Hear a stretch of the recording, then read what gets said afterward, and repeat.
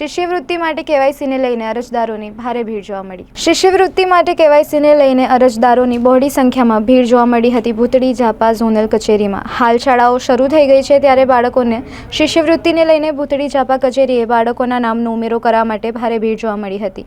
લોકો દ્વારા આક્રોશ વ્યક્ત કરવામાં આવ્યો હતો કે ખૂબ જ મોટી સંખ્યામાં અહીંયા લોકો લાઈન લગાવે છે, પરંતુ કચેરી દ્વારા કોઈપણ પ્રકારની વ્યવસ્થા કરવામાં આવી નથી. આવા ધગધગતા તાપમાં અને બહાર ઊભું રહેવું પડે છે અને કોઈપણ પાણીની સુવિધા કરવામાં આવી નથી અને માત્ર ધક્કા ખવડાવવામાં આવે છે. આ શિષ્યવૃત્તિની કામગીરીને લઈને બાળકોને પણ અહીં આવવું પડતું હોય છે, જેને લઈને બાળકો પણ હેરાન થાય છે. સાથે સાથે રેશન કાર્ડને લગતા પણ કામ અરજદાર મોટી સંખ્યામાં આવતા હોય છે. તેમના દ્વારા આક્ષેપો કરવામાં આવ્યા હતા કે તેઓને ધર્મના ધક્કા ખાવા પડતા હોય છે.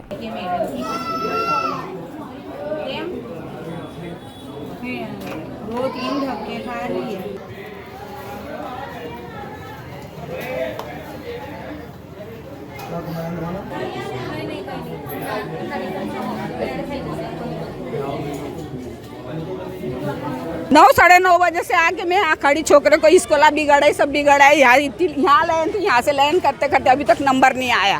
3 महीने से धक्के खारी, खाली 1 महीना अनाज नहीं लाए, उतने में ये कर दिए। हाँ ये ऐसा है, कभी अंगूठा लगाने, कभी लाइसेंस बनाओ, फलाना बनाओ, आवक का दाखला लाओ, जाति का दाखला लाओ, जाने क्या क्या बुलवाते हमारे को। धक्के 3 महीने से खा रहे, मेरे से चलाता 3 महीने से रिक्शा का भाड़ा डाल डाल के मैं आ रहे, पेट में नहीं खा रहे हम गरीब इंसान। 3 महीने 3 दिन तक के घर में पानी भरेला रहा हमारा। लोग खाना बांटने आए, हमने वो खाना खाए। क्या कहोगे उसके बारे में? अब क्या कहोगे सरकार को? क्या सरकार को बोले दिख नहीं रहा है? सरकार को ये सब अंधे हो गए, ये सब पब्लिक खड़ी है तो क्या मांगे आपकी? क्या हमारे पास वो अंगूठे पिंगलर लगाने के लिए वो अभी तक हम बच्चों को स्कूल से बुला लिए, वो बच्चों की स्कूल तक की बिगड़ रही और 3 महीने से धक्के खा रहे। तो शुक्रवार को आना, गुरुवार को आना, बस 2 दिन खुलता है, गुरुवार शुक्रवार, कितने गुरुवार शुक्रवार चले गए। क्या काम के लिए आए? ये अंगूठे फिंगर लगाने के अनाज के लिए भाई, परमिट का रेशन कार्ड का अनाज नहीं दिया। 1 महीना इधर उधर जाने में हमारा होगा, कोई मरा धरा है, रिश्तेदारी में जाने का नहीं।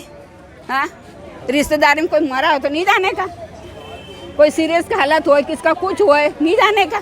મહિનાથી આવું છું, મારો નામ 2 ચરાના હતા, એ કોઈ આના ડોક્યુમેન્ટ બધા પૂરા જોશે, મેં બધા ડોક્યુમેન્ટ લાવ્યો. 2 કલાકથી મેં બહાર ઊભો રહ્યો છું, તો મેં કે મેડમની સહી હમણાં નહીં થાય, સોમવારે સહી થશે. મેં કેમ સોમવારે સહી થશે? મેં મેં 2 કલાકથી ઊભો રહે એટલે મેં નવરો ઊભો રહ્યો. મેં કામ ધંધો મારા કંઈ છે જ નહીં. રજાઓ પાડી મેં આવું છું, રજાઓ મારી બગડે છે, પગાર મારો કપાઈ જાય છે ને આ લોકો કામ નહીં કરતા. ને વરેલો માણસ છે ને પાણીની કંઈ સુવિધા નહીં, કંઈ બેસવાની સુવિધા નહીં ને કામ કરતા છે નહીં ને પંખા બંખા કોઈ જગ્યા પર છે નહીં આ લોકો. મેં 1 મહિનાથી આવું છું, 21 ઓગસ્ટથી આવું છું, હજુ કામ મારું થયું છે નહીં ને અંદર દાદાગીરી ફૂલ છે કે આજે નહીં થાય, જે થાય એ કરી છે. મારે 2 જણના નામ ચઢાવવાના હતા, હજુ ચઢાયા નહીં. અંદર કે આજે નહીં થાય, સોમવારે થશે. આમ બધા એક જ સરકાર પગાર બધામાંથી વ્યવસ્થિત આપે છે, તો કામ કરો ને તમે. મફતનો પગાર લેવા માટે ને પૈસા લઈને કામ અંદર કરતા હશે એવું લાગે છે. 2 થી 3 લંચ બંધ થઈ જાય છે, પછી કામ જ નહીં કરતા આ લોકો. મારું માછી વિપુલ નામ છે મારું.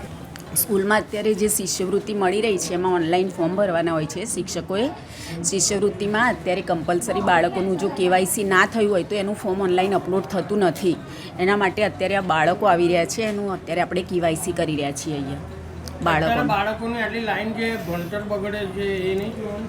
પણ હવે કેવાયસી તો કમ્પલસરી સરકારે જ કર્યું છે, તો પછી એમાં અમે તો બેઠેલા જ છીએ સવારથી. આવતા હોય તો સ્ટાફ પણ વધારી શકાય, પણ એમાં કેવાયસી ફિંગરપ્રિન્ટથી જ થાય છે એ લોકોનું, એટલે ફિંગરપ્રિન્ટથી અહીંથી કરીએ છીએ. કેમ કે મારા 2 જ ફિંગર છે, 2 ફિંગરથી જ થશે. તાપમાં લોકો તો આના માટે કઈ બીજી સિસ્ટમ ફેસ કેવાયસી માટે એ લોકો જાતે પણ કરી શકે છે. એના માટે મેં 12 બોર્ડ પણ લગાવેલું જ છે, તમે જોયું હશે. એ બોર્ડથી પણ એ લોકો જાતે કરી શકે છે, જરૂરી નથી કે એમને અહીં આવવું જ, જાતે પણ એ લોકો કરી શકે છે. બહાર તાપમાં ઊભા રહે છે, એમની કોઈ વ્યવસ્થા કોઈ કરવામાં? બહાર વ્યવસ્થા તો આ રીતની જે છે લાઈનમાં આવે જ છે અંદર બધા, અને આ કેવાયસીનું હમણાં જ ચાલુ થયું છે. કેમ કે જે રેગ્યુલર લોકો આવતા હોય છે એમનું બી કામ અટવાઈ રહ્યું. હા પણ અત્યારે છે ને આ લોકોનો સમય મર્યાદા આપી છે શિષ્યવૃત્તિમાં, એટલે પહેલું ટોપ પ્રાયોરિટી શિષ્યવૃત્તિના બાળકો માટે અત્યારે ટોપ પ્રાયોરિટી છે. કેમ કે એ લોકો સ્કૂલમાંથી આવી રહ્યા છે એટલે એમનો પણ ટાઈમ ના બગડે એવું વિચારીને અમે ટોપ પ્રાયોરિટી પર બાળકોને લઈ રહ્યા છીએ અત્યારે. બીજા બધાને કે ભાઈ પહેલાં બાળકોનું અમે પતાવી દઈએ.